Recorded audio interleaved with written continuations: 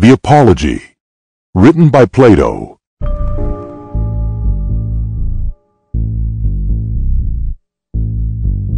I do not know, Athenians, how my accusers have affected you, but I know that their arguments almost made me forget who I was.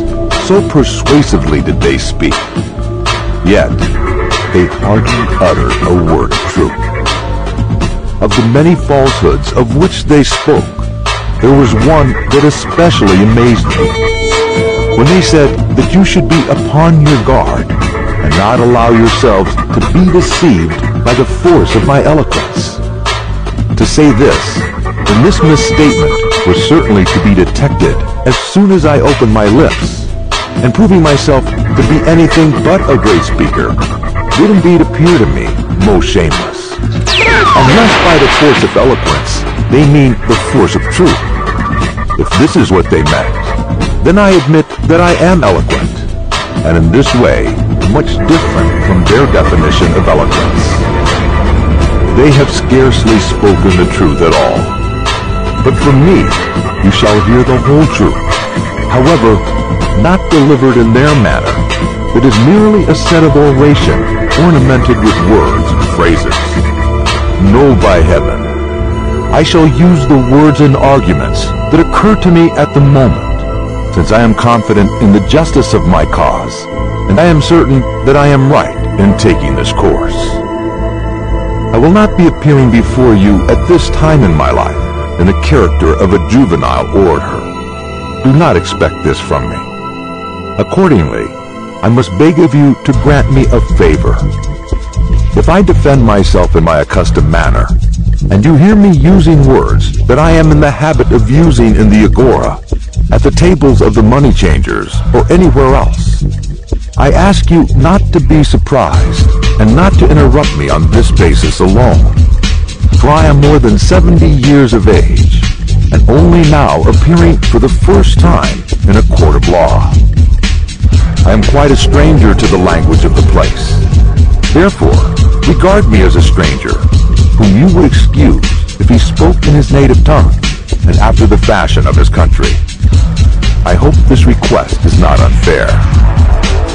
Never mind my manner of speech, which may or may not be good, but try to focus only on the truth of my words, and give regard only to that.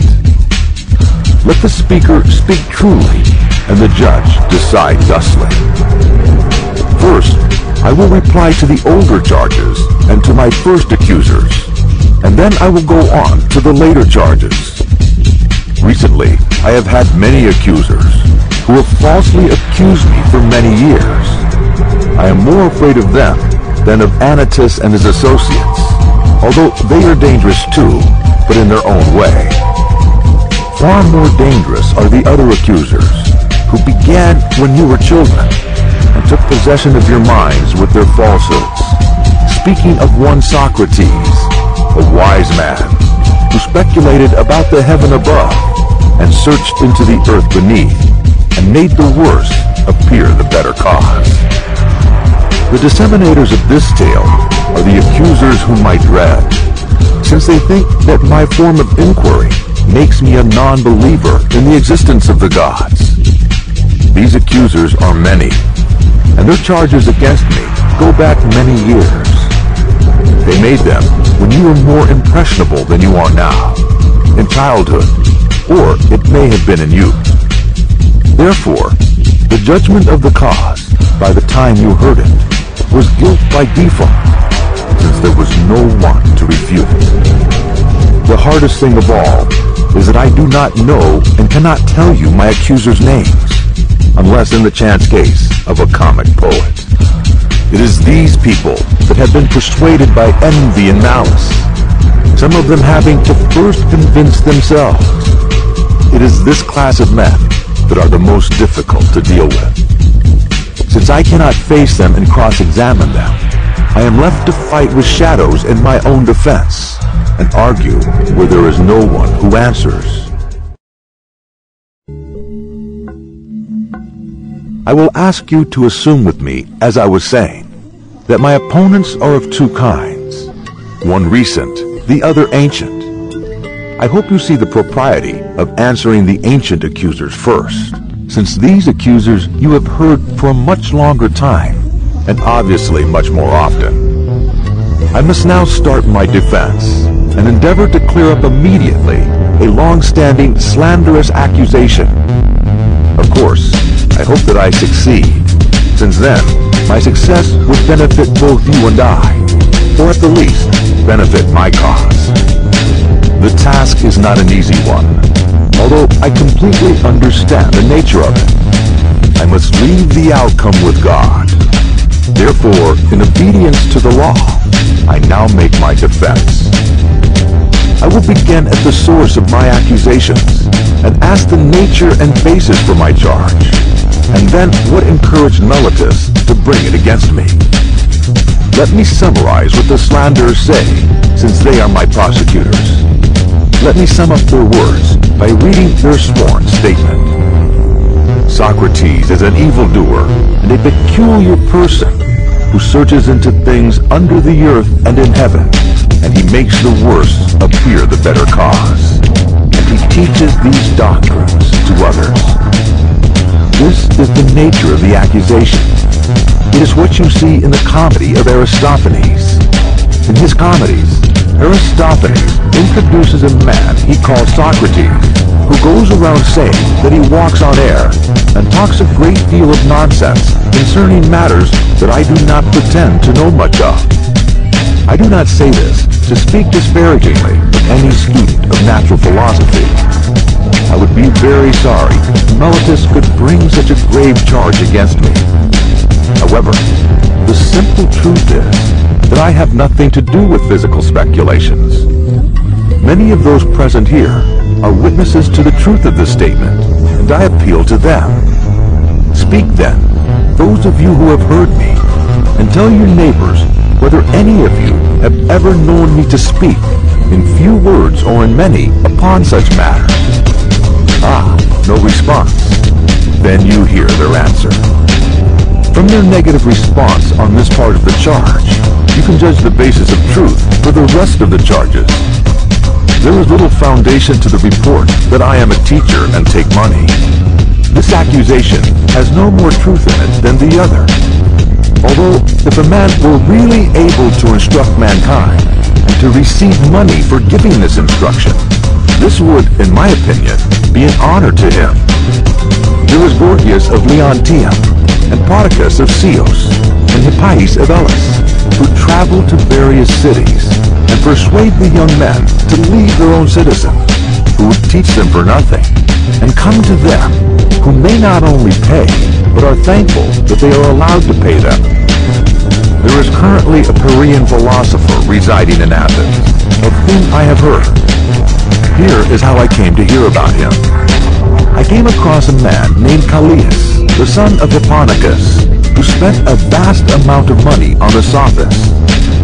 Knowing that he had sons, I asked him, Callias, if your two sons were foals or calves, you wouldn't find it difficult to locate someone to care for them. Most likely, you would hire a trainer of horses, or a farmer perhaps, who would improve and perfect your animals in their own proper virtue and excellence. But since your sons are human beings, who are you thinking of placing over them? Is there anyone who understands human and political virtue? You must have thought about the matter, for these are your prized sons. Is there anyone? There is, he said. Who is he, I asked, and what is his country? What does he charge? Evenus, the Parian, he replied. He is the man, and his charge is 5 manea. Evenus must be a happy man if he really has this wisdom, and teaches at such a premium charge, I said to myself. If my circumstances were the same, my wisdom so great that I was paid handsomely for it, I would have been very proud and conceited.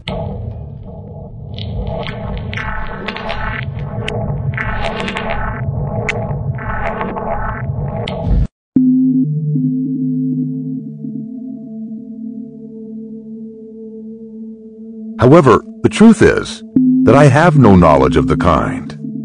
I dare say, Athenians, that some among you will reply, Yes, Socrates. But what is the origin of these accusations that are brought against you? There must have been something strange in what you have been doing. All these rumors and talk about you could not arise if you were like other men. Tell us then, what causes them, since we would regret judging you hastily. Now I regard this as a fair challenge, and I will endeavor to explain the reason why I am called wise and have such malevolent fame. Although some of you may think that I am joking, I declare that I will tell you the entire truth. Men of Athens, this reputation of mine does come from a certain sort of wisdom I possess. If you ask me what kind of wisdom, I reply, a type of wisdom that is perhaps attainable by man. To this extent, I am inclined to believe that I am wise, whereas the persons I referred to seem to have a superhuman wisdom that I cannot describe, because I do not have it myself. And he that says that I have it speaks falsely and is misappropriating my true character. Dear fellow Athenians, I beg you not to interrupt me, even if I seem to say something extravagant, because the words I will speak are not mine. I refer you to a witness who is worthy of credit. The witness is the god of Delphi. He will tell you about my wisdom, if I have any, and what kind it is. You must have known Chaerephon. He was a long-time friend of mine, and also a friend of yours. If you remember, he shared in the recent exile of the people, and returned with you. Well, Chaerephon, as you know, was very impetuous in all his doings, and he went to Delphi and boldly asked the oracle to tell him whether anyone was wiser than I was. The Pythian prophetess answered that there was no man wiser. Chaerephon is dead himself, but his brother, who is in court, will confirm the truth in what I am saying. Why do I mention this? To explain to you why I have such an evil name. When I heard the answer, I said to myself, what can the god mean? And what is the interpretation of his riddle? Because I know that I have no wisdom, small or great. What then does he mean when he says that I am the wisest of men?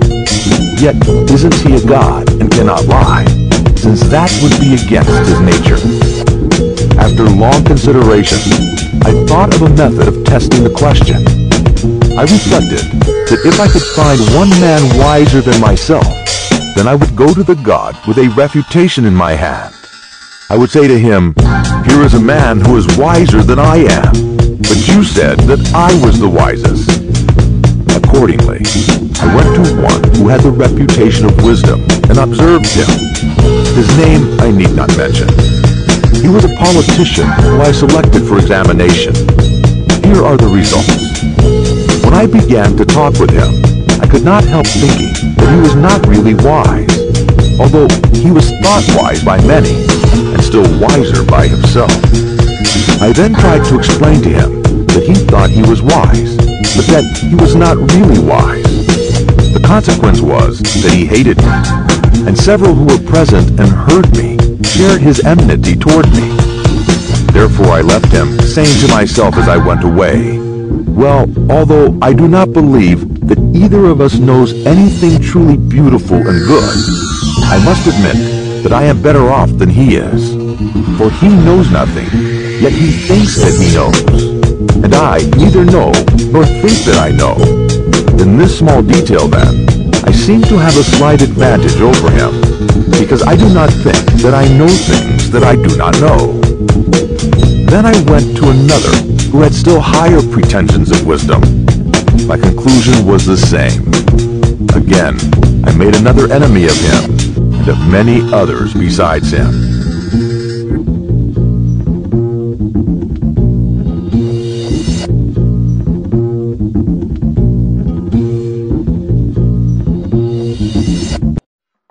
Then I went to one man after another, being conscious of the enmity that I provoked in people. I lamented and feared this reaction. Yet, necessity was laid upon me. The word of God, I thought, ought to be considered first. Then I said to myself, I must go to all who appear to know, find out the meaning of the oracle. I swear to you, Athenians, by the dog I swear, for I must tell you the truth. The result of my mission was as follows. I found that the men most celebrated for their wisdom appeared to me to be the farthest removed from it, and that others less esteemed were really wiser and better. I will tell you the tale of my wanderings and of the Herculean labors, as I call them, which I endured, only to find at last the oracle irrefutable. After the politicians, I went to the poets, both tragic and dithyrambic, and all sorts of others. There, I said to myself, you will be instantly detected. Now you will find out that you are more ignorant than they are. Accordingly, I took them some of the most elaborate passages of their own writings and asked them what their meaning was, thinking that they would teach me something. Will you believe me? I am almost ashamed to confess the truth, but I must say that there is hardly a person present who would not have talked better about their poetry than they did themselves. Then I knew that it is not by wisdom that poets write poetry, but by a sort of genius and inspiration. They are like diviners or soothsayers, who also say many fine things, but do not understand the meaning of them. The poets appeared to me to be much the same case. I further observed that based upon the strength of their poetry, they believed themselves to be the wisest of men in other, unrelated matters, in which they were not wise at all. Therefore I departed, realizing that I was superior to them for the same reason that I was superior to the politicians. At last, I went to the artisans. I was conscious that I knew nothing at all, and I was sure they knew many fine things. Here I was not mistaken, for they did know many things of which I was ignorant, and in these matters they were certainly wiser than I was. But I observed that even the good artisans fell into the same error as the poets. Because they were good workmen, they thought they also knew all sorts of other high matters, and this defect in them overshadowed their wisdom. Therefore, I asked myself on behalf of the oracle whether I would like to be as I was, having neither their knowledge nor their ignorance, or like them, having both their qualities of refined knowledge and blind ignorance. I answered to the oracle and to myself that I was better off as I was. These series of inquisitions has led me to gaining many enemies of the worst and most dangerous kind, and has given occasion to much denigration.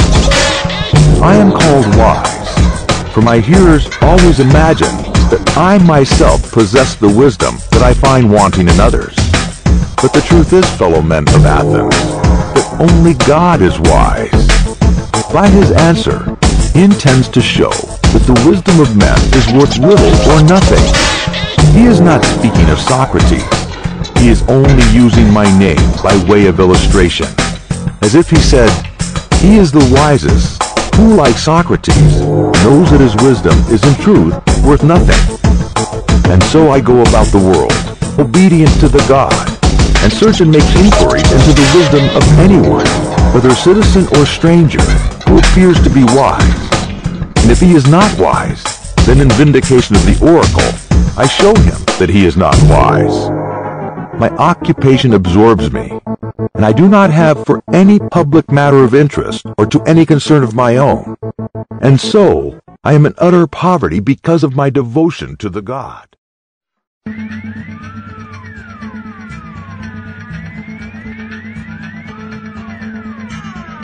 There is another thing. Young men of the richer classes, who do not have much to do, come to me on their own accord. They like to hear the pretenders examine, and they often imitate me and proceed to examine others. There are plenty of people, as they quickly discover, who think that they know something, but really know very little or nothing. Then those who are examined by them, instead of being angry with themselves, are angry with me. This confounded Socrates, they say, this villainous misleader of youth. If somebody asks them why, and what evil does he practice or teach, they do not know and cannot tell. But in order that they do not appear to be at a loss, they repeat the ready-made charges that are used against all philosophers about teaching things up in the clouds and under the earth, and having no gods, and making the worse appear the better cause, because they do not like to confess that their pretense of knowledge has been detected. And this is the truth, since they are numerous and ambitious and energetic, and are drawn up in a battle array, and have persuasive tongues. They have filled your ears with their loud and inverterate misrepresentations. And this is the reason why my three accusers, Meletus and Anytus and Lycon, have set these actions upon me. Meletus, who has a quarrel with me on behalf of the poets, Anytus on behalf of the craftsmen and politicians, Lycon on behalf of the rhetoricians. And, as I said at the beginning, I cannot expect to get rid of such a mass misrepresentation all in one moment. And this, fellow men of Athens, is the truth and the whole truth. I have concealed nothing. I have dissembled nothing. Yet, I know that my plainness of speech makes them hate me. And what is their hatred but a proof that I am speaking the truth? Hence, for this reason, there have arisen the prejudice against me that is on trial today, as you will verify in future inquiry. I have said enough in my defense against the first class of my accusers. I turn to the second class. These accusers are headed by Meletus, a good man and true lover of his country, as he calls himself. Against these accusers, too, I must try to make a defense. Let me read their sworn statement. It says that Socrates is a doer of evil who corrupts the youth, who does not believe in the gods of the state, but has other new divinities of his own. Such is the charge. Now let's examine the particular counts.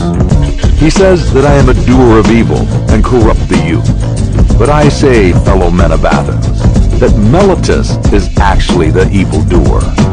He pretends to be an earnest accuser, when in fact his words are a joke. He is so eager to bring men to trial with a pretended zeal and interest about matters in which he never had the smallest concern. The truth of this deception I will endeavor to prove to you. Come here, Meletus, and let me ask you a question. You think a great deal about the improvement of youth. Yes, I do. Tell the judges then, who is their improver? Because you must know, since you have taken the pains to discover their corrupter, and are citing and accusing me before them. Speak then, and tell the judges who their improver is. Observe, Meletus, that you are silent, have nothing to say. Isn't this rather disgraceful and substantial proof of what I was saying? That you have no interest in the matter? Speak up, my friend, and tell us who their improver is. The laws. But that, my good sir, is not my meaning.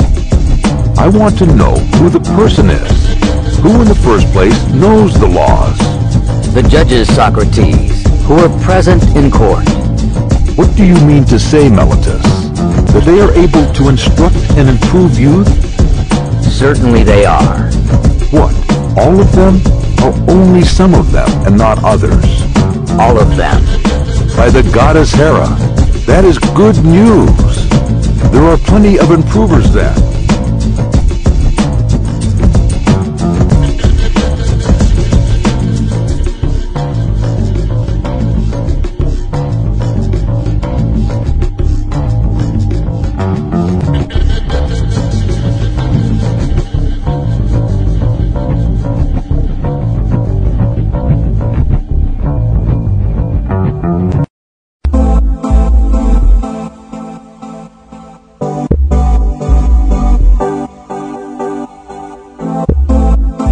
What do you say of the audience? Do they also improve them? Yes, they do. And the senators? Yes, the senators improve them. But perhaps the members of the assembly corrupt them. Or do they too improve them? They improve them. then every Athenian improves and elevates them, all with the exception of myself, and I alone am their corrupter. Is that what you affirm? That is what I stoutly affirm. I am very unfortunate if you are right. But suppose I ask you a question. How about horses? Does one man do them harm, and all the world good? Isn't this the exact opposite of the truth? One man is able to do them good, or at least not many. That is to say, the trainer of horses does them good, and most others who have to associate with them mostly injure them. Is this not true, Meletus, of horses, or of any other animals? Most assuredly it is. Whether you and Anytus say yes or no, happy indeed the condition of youth would be if they only had one corrupter and all the rest of the world were their improvers. However, you, Meletus, have sufficiently shown that you never had a thought about the young. Your carelessness is seen in you not caring about the very things that you bring against me. Now, Meletus, in the name of Zeus, I will ask you another question. Which is better, to live among bad citizens or among good ones? Answer, my friend. The question is one that can easily be answered. Do not the good do their neighbors good, and the bad do them evil? Certainly. And is there anyone who would rather be injured than benefited by those who live with them? Answer, my good friend. The law requires you to answer. Does anyone like to be injured? Certainly not. And when you accuse me of corrupting and deteriorating the youth, do you allege that I corrupt them intentionally or unintentionally? Intentionally. But you have just admitted that the good do their neighbors good, and the evil do them evil. Now is that a truth which your superior wisdom has recognized this early in life? And am I, at my age, in such darkness and ignorance, to not know that if a man with whom I have to live is corrupted by me, I am very likely to be harmed by him, and yet I corrupt him, and intentionally too, so you say, although neither I nor any other human being is ever likely to be convinced by you. But either I do not corrupt them, or I corrupt them unintentionally, and on either view of the case you lie. If my offense is unintentional, the law has no cognizance of unintentional offenses. You ought to have taken me privately and warned and admonished me, because if I had been better advised, I would have stopped doing what I only did unintentionally. There is no doubt I would. But you had nothing to say to me and refused to teach me. Now, you bring me to this court, which is not a place of instruction, but of punishment.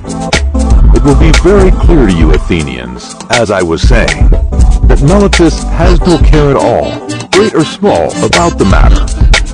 But still, I should like to know, Meletus, in what am I affirmed to corrupt the young? I suppose you mean, as I infer from your indictment, that I teach them not to acknowledge the gods that the state acknowledges, but instead some other new divinities or spiritual agencies. These are the lessons by which I corrupt the youth, as you say. Yes, that I say emphatically. Then by the gods, Meletus, of whom we are speaking, tell me in the court, in somewhat plainer terms, what you mean. For I do not yet understand whether you affirm that I teach other men to acknowledge some gods, and therefore that I do believe in gods, and am not entirely atheist. This you do not lay to my charge, but only you say that they are not the same gods which the city recognizes. The charge is that they are different gods.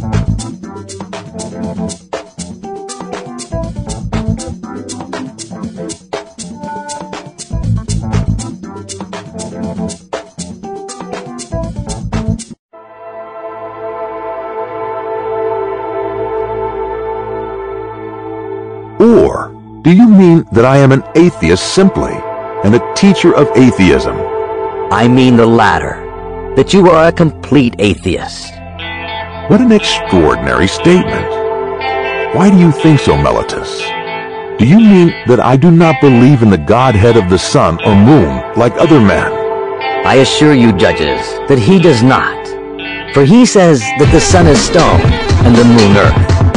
Friend Meletus, I think that you are accusing Anaxagoras, and you have such a bad opinion of the judges that you consider them illiterate to such a degree that they would not know that these doctrines are found in the books of Anaxagoras, the Clazomenian, which are full of them. So indeed, the youth are taught them by Socrates, when there are frequent exhibitions of them at the theater, and they might pay their money, 1 drachma at the most, and laugh at Socrates as he pretends to father these extraordinary views. And so, Meletus, do you really think that I do not believe in any god? I swear by Zeus that you believe absolutely in none at all. Nobody will believe you, Meletus, and I am pretty sure that you do not believe yourself. I cannot help thinking, men of Athens, that Meletus is reckless and impudent, and that he has written this indictment in a spirit of mere wantonness and youthful bravado. Has he not compounded a riddle, thinking to try me? He said to himself, "Let me see if the wise Socrates can discover my mocking contradiction, and if I can deceive him as well as the rest of them, because he certainly does appear to contradict himself in the indictment, since he says, on the one hand, that Socrates is guilty of not believing in the gods, and then on the other, of believing in them. These are not the thoughts of an earnest person. I should like you, fellow Athenians, to join in the examination of what I believe to be his inconsistency. Now, did ever man, Meletus, believe in the existence of human affairs and not of human beings? Did any man ever believe in horsemanship and not in horses? Or in flute playing and not in flute players? No, my friend. I will answer you in the court, since you refuse to answer for yourself. There is no man who ever did. Now please answer the next question. Can a man believe in spiritual and divine agencies, and not in the spirits or demigods? He cannot. How lucky I am to have extracted that answer by the assistance of the court. But then, you swear in the indictment that I teach and believe in divine or spiritual agencies, new or old, no matter for that. So you say and swear in the affidavit. And yet, if I believe in divine beings, how can I help believing in spirits or demigods? Must I not? To be sure, I must. And therefore, I may assume that your silence gives consent. Now, what are spirits or demigods? Are they not either gods or the sons of gods? Certainly they are. But this is what I call the jesting riddle invented by you. The demigods or spirits are gods. And you first say that I do not believe in gods, and then again that I do believe in gods. That is, if I believe in demigods. For if the demigods are the illegitimate sons of gods, whether by the nymphs or by any other mothers, of whom they are said to be the sons, what human being will ever believe that they are not gods if they are the sons of gods? You might as well affirm the existence of mules and deny that of horses and asses. Such nonsense, Meletus. You could only have created these accusations to make a trial of me. You put this into the indictment because there was no real crime which to accuse me. No one who has a particle of understanding will ever be convinced by you that the same men can believe in divine and superhuman things and yet not believe that there are gods and demigods and heroes.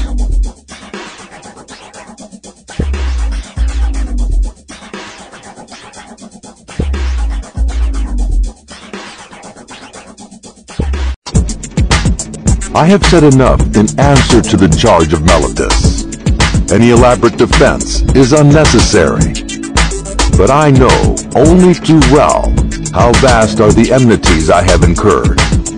This is what will be my destruction if I am destroyed, not Meletus, nor Anytus, but the envy and detraction of the world, which has been the death of many good men, and will probably be the death of many more. there is no danger of my being the last of them. Some will say, aren't you ashamed, Socrates, of a life course that is likely to bring you to an untimely end? To him, I may fairly answer, there you are mistaken. A man who is good for anything should not calculate the chance of living or dying. He should only consider whether in doing anything he is doing right or wrong, acting the part of a good man or of a bad. Whereas, with your view, the heroes who fell at Troy were not good for much, and above all, the son of Thetis, who altogether discounted danger in comparison with disgrace. And when he was so eager to slay Hector, his goddess mother said to him that if he avenged his companion Patroclus and slew Hector, he would die himself. Fate, she said, in these or similar words, waits for you next after Hector. He, receiving this warning, utterly denigrated danger and death, and instead of fearing them, feared rather to live in dishonor and not to avenge his friend. Let me die right now then, he replied, and be avenged of my enemy, rather than abide here by the crooked ships, a laughingstock and a burden of the earth. Did Achilles have any thought of death and danger? For wherever a man's place is, whether it is a place he has chosen, or a place chosen by a commander, there he should remain in the hour of danger. He should not think of death, or anything but of disgrace. And this, fellow men of Athens, is a true saying. Strange indeed would be my conduct if I, who, when I was ordered by the generals whom you chose to command me at Potidaea, Amphipolis, and Delium, remained where they placed me, like any other man facing death, if now, when, as I conceive and imagine, God orders me to fulfill the philosopher's mission of searching into myself and other men, I were to desert my post through fear of death or any other fear. That would indeed be strange, and I might justifiably be arraigned in court for denying the existence of the gods if I disobeyed the oracle because I was afraid of death, pretending that I was wise when I was not wise.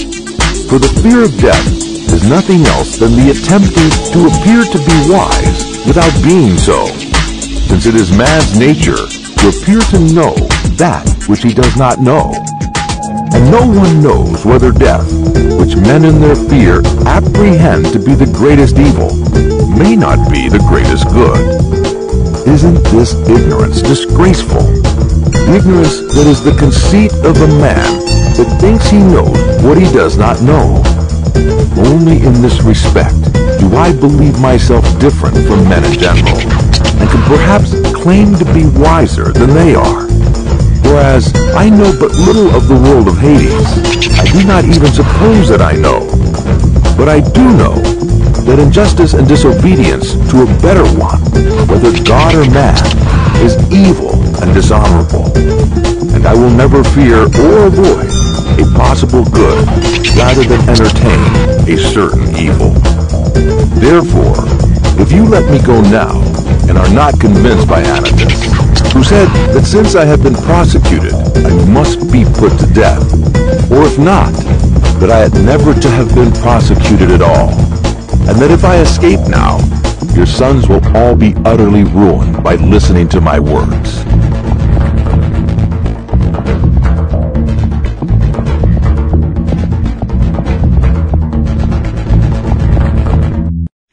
If you say to me, Socrates, this time we will not back Anytus, then you shall be let off, but upon one condition, that you are not to inquire and speculate in this way any more, and that if you are caught doing so again, you shall die. If this was the condition on which you let me go, I should reply, Men of Athens, I honor and love you, but I shall obey God rather than you. And while I have life and strength, I shall never cease from the practice and teaching of philosophy, exhorting anyone whom I meet, and saying to him after my manner, "You, my friend, a citizen of the great and mighty and wise city of Athens, are you not ashamed of heaping up great amounts of money, honor, and reputation, and caring so little about wisdom and truth, and the greatest improvement of the soul, which you never regard or heed at all?" And if the person with whom I am arguing says, "Yes, I do care," then I will not leave him or let him go at once, but I will continue to interrogate and examine and cross-examine him. And if I think that he has no virtue in him, but only says that he has, I will reproach him with undervaluing the greater values and overvaluing the lesser values. And I shall repeat the same words to everyone whom I meet, young and old, citizen and alien, but especially to the citizens, inasmuch as they are my brethren. For know that this is the command of God, and I believe that no greater good has ever happened in the state than my service to the God. For I do nothing but go about persuading you all, old and young alike, not to take thought for your persons or your properties, but first and chiefly to care about the greatest improvement of the soul. I tell you that virtue is not given by money, but that from virtue comes money and every other good of man, public as well as private. This is my teaching, and if this is the doctrine which corrupts the youth, I am a mischievous person. But if anyone says that this is not my teaching, he is speaking an untruth. Wherefore, fellow men of Athens, I say to you, do as Anytus bids, or not as Anytus bids, and either acquit me or not. But whichever you do, understand that I shall never alter my ways, not even if I have to die many times. I would have you know that if you kill a one such as me, you will injure yourselves more than you will injure me. Nothing will injure me, not Meletus nor Anytus. They cannot. For a bad man is not permitted to injure a better than himself. I do not deny that Anytus may perhaps kill me, or drive him into exile, or deprive him of civil rights. And he may imagine, and others may imagine, that he is inflicting a great injury upon him. But there I do not agree. For the evil of doing as he is doing, the evil of unjustly taking away the life of another, is far greater. I am not going to argue for my own sake, as you may think, but for yours, that you may not sin against the God by condemning me, who is his gift to you. For if you kill me, you will not easily find a successor to me, who, if I may use such a ludicrous figure of speech, am a sort of gadfly given to the state by God. And the state is a great and noble steed, who is tardy in his motions, owing to his very size, and requires to be stirred into life. I am that gadfly who God has attached to the state. All day long, and in all places, I am always fastening upon you, arousing and persuading and reproaching you. You will not easily find another like me, and therefore I would advise you to spare me.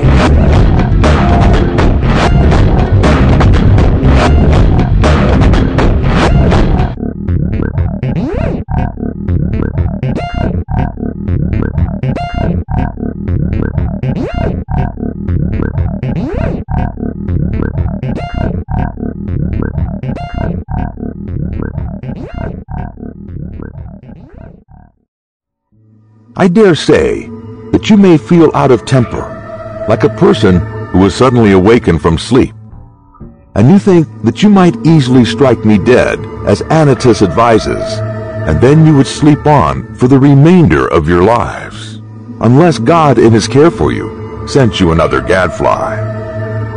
When I say that I am given to you by God, the Proof of my mission is this.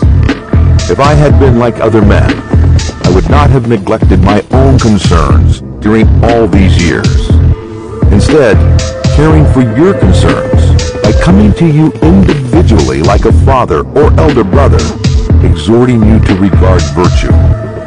Such conduct contradicts human nature. If I had gained anything, or if I were paid for my exhortations, there would have been some sense in doing so. But now, as you will perceive, not even the impudence of my accusers dares to say that I have ever exacted or sought pay of anyone. Of this they have no witness. And I have a sufficient witness to the truth of what I say, my poverty. Someone may wonder why I go about in private, giving advice and busying myself with the concerns of others, but do not venture to come forward in public and advise the state. I will tell you why. You have heard me speak at sundry times and in divers places of an oracle or sign which comes to me, and is the divinity which Meletus ridicules in this indictment. This sign, which is a kind of voice, first began to come to me when I was a child. It always forbids, but never commands me to do anything which I am going to do. This is what deters me from being a politician. For I am certain that if I had engaged in politics, I should have perished long ago, and done no good, either to you or to myself. Do not be offended by me telling you the truth, for the truth is that no man who goes to war with you, or any other multitude, honestly striving against the many lawless and unrighteous deeds that are done in a state, will save his life. He who will fight for the right, if he would even live for a brief time, must have a private station in life, and not a public one. I give you convincing evidence of what I say, not with words only, but what you value far more, actions. Let me relate to you a passage of my own life, which will prove to you that I should never have yielded to injustice from any fear of death, and that as I should have refused to yield, I may have died at once.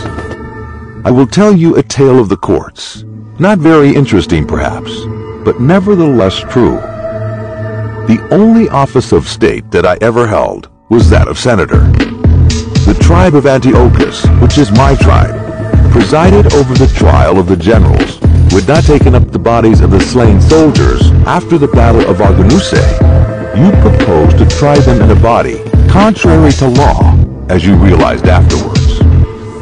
At the time, I was the only one of the Prytanes who was opposed to the illegality, and I gave my vote against you.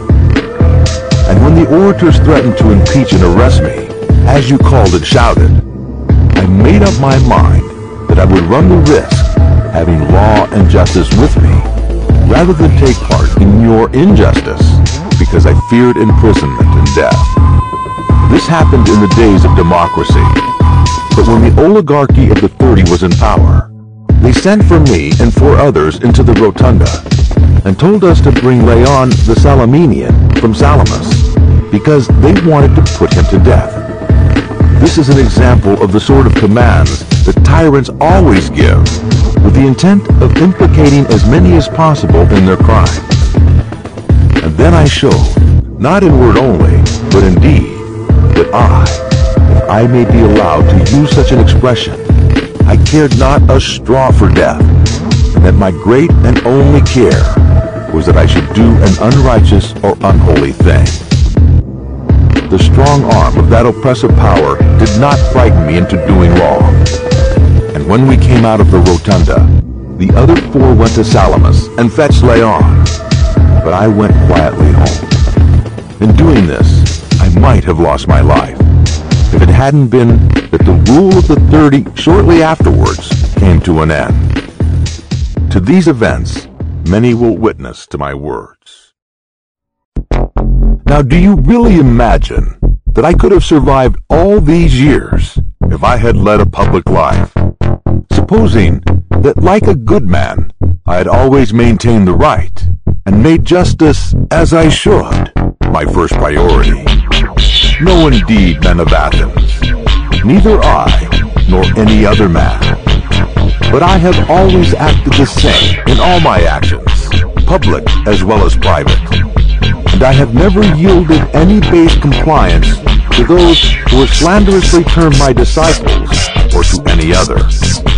Not that I have any regular disciples, but if anyone likes to come and hear me while I'm pursuing my mission, whether he be young or old, he is not excluded.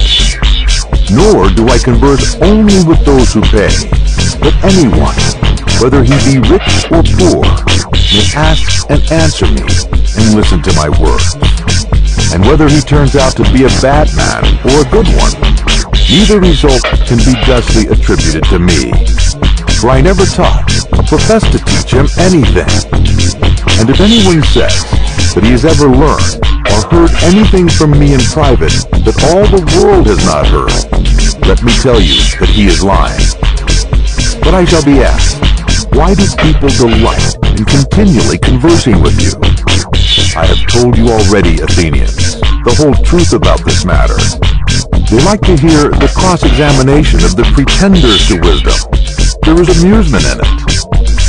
Now this duty of cross-examining other men has been imposed upon me by God, and has been signified to me by oracles, visions, and in every way in which the will of divine power was ever intimated to anyone. This is true, fellow Athenians, or if not true, would be soon refuted. If I am, or have been corrupting the youth, those who are now grown, and look back and now realize that I gave them bad advice when they were young, to come forward as accusers and take their revenge. Or, if they do not want to come themselves, some of their relatives, fathers, brothers, or other kinsmen should say what evil their families have suffered at my hands. Now is their time. And let him say if he has any testimony of the sort that he can produce. No, Athenians, the very opposite is the truth. Yet a word more. Perhaps one of my accusers will recall when he himself on a similar or even a less serious occasion, when in a situation such as the one I am in now, prayed and entreated the judges with many tears, how he produced his children in court, which was a moving spectacle, together with a host of relations and friends. Whereas I, who am probably in danger of my life, will do none of these things. Now, if there is such a person among you, to him I reply, my friend, I am a man, and like other men, a creature of flesh and blood, not of wood or stone. I have a family, yes, and sons, 3 in number, one almost a man, and 2 others who are still young. Yet, I will not bring any of them here in order to petition you for an acquittal. And why not? Not from any self-assertion or want of respect for you. Whether I am or am not afraid of death is another question. But having regard to public opinion, I feel that such conduct would be a discredit to myself and to you and to the whole state. One who has reached my years and who has a name for wisdom should not demean himself.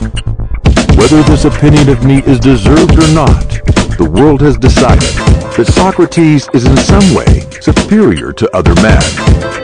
And if those among you who are said to be superior in wisdom and courage and any other virtue demean themselves in this way, how shameful is their conduct. I have seen men of reputation, when they have been condemned, behaving in the strangest manner. They seem to think that they were going to suffer something dreadful if they died, and that they could be immortal if you only allowed them to live. I think these people are a dishonor to the state.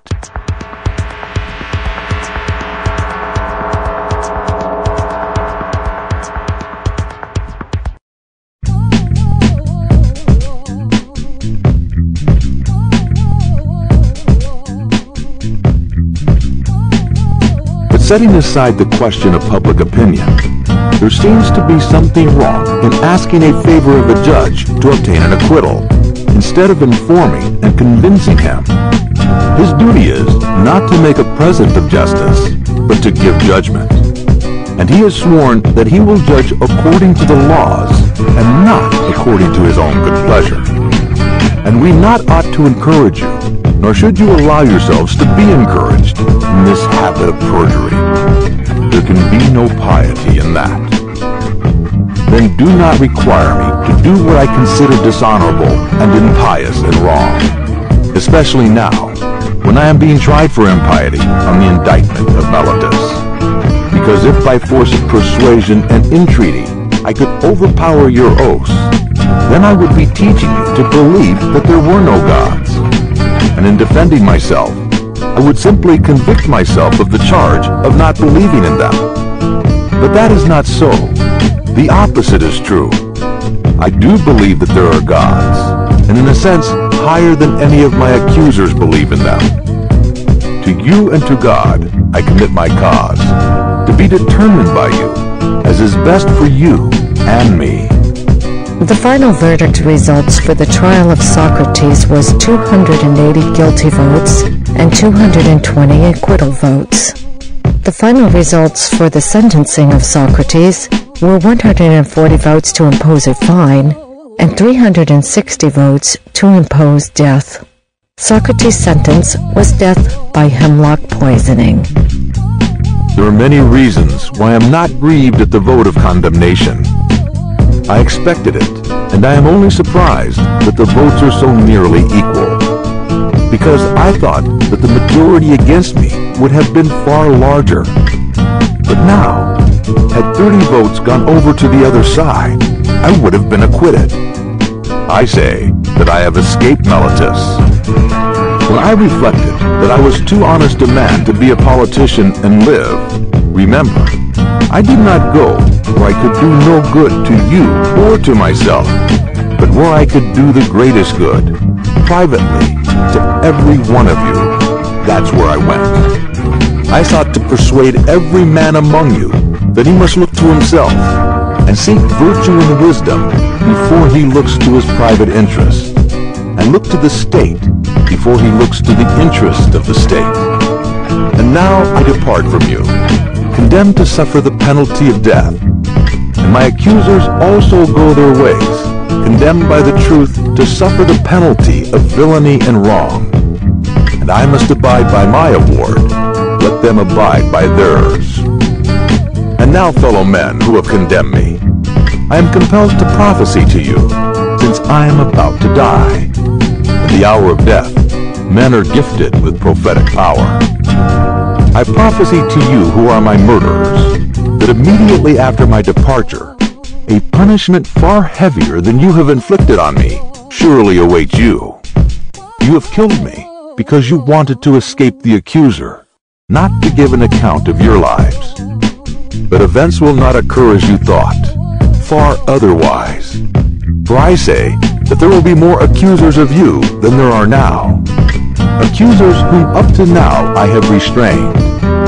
And since they are younger, they will be more inconsiderate with you, and you will be more offended at them.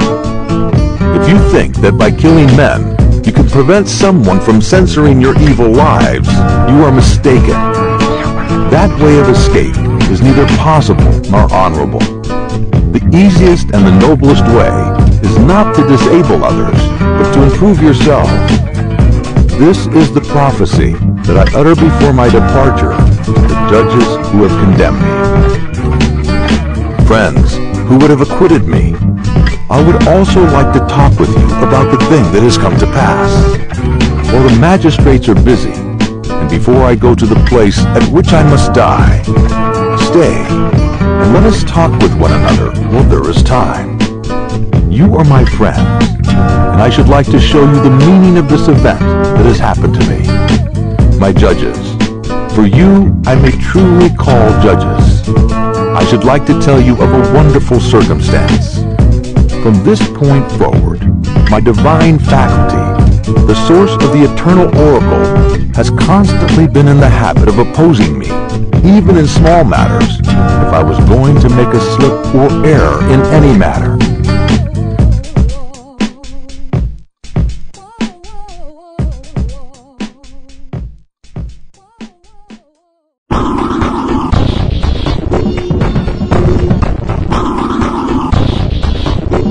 now, as you see, there has come upon me seemingly the last and worst evil. But the oracle made no sign of opposition, either when I was leaving my house in the morning, or when I was on my way to court, or while I was speaking, or anything that I was going to say. Yet before this, I have often been stopped in the middle of a speech. But now, in nothing I said or did today, did the oracle oppose me. What is the explanation of this silence? I will tell you. It is an intimation that what has happened to me is a good, and that those of us who think that death is an evil are in error. Because the customary sign of divine intuition would surely have opposed me if I had been going to evil and not to good. Let us reflect on this point in another way, and we shall see that there is a great reason to hope that death is a good, for one of two things. Either death is a state of nothingness and utter unconsciousness, or, as men say, there is a change and migration of the soul from this world to another. Now, if you suppose that there is no consciousness, but a sleep like the sleep of him who is undisturbed even by dreams, death will be an unspeakable gain. For if a person were to select a night in which his sleep was undisturbed even by dreams, and were to compare this with the other days and nights of his life, and then were to tell us how many days and nights he had passed in the course of his life better and more pleasantly than this one, I think that any man, I will not say only a private man, but even the great king, will not find many peaceful days or nights when compared with the others. Now, if death is of a pleasant nature, I say that to die is gain, for eternity is then only a single night of pleasantness. But if death is the journey to another place, and there, as men say, where all that death abide, what good, my friends and judges, can be greater than this? If indeed, when the pilgrim arrived in the world below, he is delivered from the professors of justice in this world, and finds the true judges who give judgment there, that pilgrimage would be worth making. What wouldn't a man give if he could converse with Orpheus and Musaeus and Hesiod and Homer? If this is true, let me die again and again. I myself, too, shall have a wonderful interest in meeting and conversing with Palamedes and Ajax, the son of Telamon, and any other ancient hero who has suffered death through an unjust judgment. And there shall be no small pleasure in comparing my own sufferings with theirs. And above all, I shall then be able to continue my search into true and false knowledge, as in this world, so also in the next. And I shall find out who is wise, and who pretends to be wise, and who is not. In another world, they do not put a man to death for asking questions. Assuredly not. For besides being happier than we are, they will be immortal, if what is said is true. Wherefore, fellow judges, be of good cheer about death, and know certainly that no evil can happen to a good man, either in life or after death. He and his are not neglected by the gods, nor has my own approaching end happened by mere chance. But I see clearly that the time has arrived when it was better for me to die and be released from trouble. Hence the oracle gave no sign. And also for this reason, I am not angry with my condemners or with my accusers. They have done me no harm, although they did not mean to do me any good. For this, I may gently blame them. Still, I have a favor to ask. When my sons are grown up, I would ask you, my friends, to punish them, trouble them, as I have troubled you, if they seem to care about riches or anything more than about virtue, or if they pretend to be something when they are really nothing. Then reprove them as I have reproved you, for not caring about that for which they ought to care, and thinking that they are something when they are really nothing. And if you do this, both my sons and I will have received justice at your hands. The hour of departure has arrived, and we go our way. I to die, and you to live. Which is better? Only God knows.